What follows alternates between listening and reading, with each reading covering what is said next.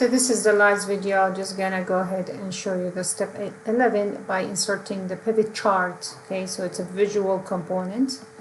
Again, by creating the same range. So I'm going to do insert and go ahead and choose the pivot chart. Okay, create a new sheet. Okay, now because there's no table based, there's no pivot table based, I started, when you choose a chart, there is no table. It's going to create the table and the chart, and the table and the chart together. So I'm trying to generate analysis on revenue by payment type. So we move the net revenue to the values and the payment type into the areas. Okay, so that's the revenue. I'm gonna continue work on this, but let me just rename. The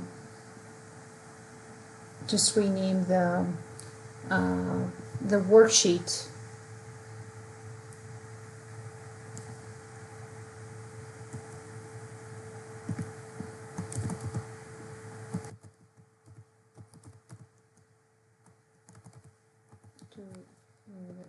We're not forgetting about that step.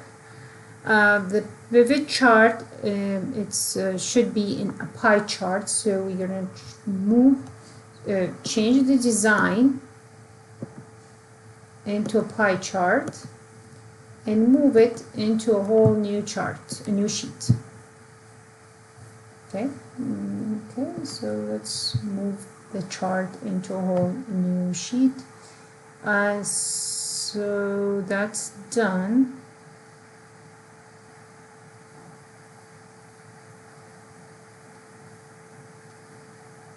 Okay, and the year will be added as a filter here.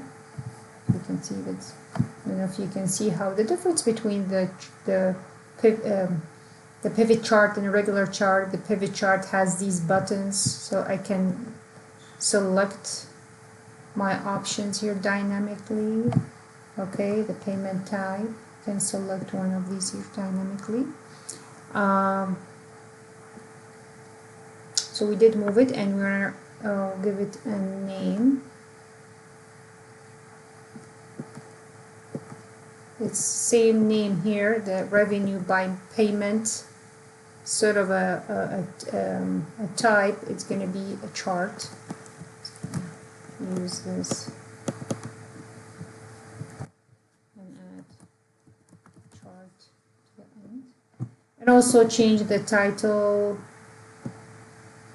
on this chart to edit and add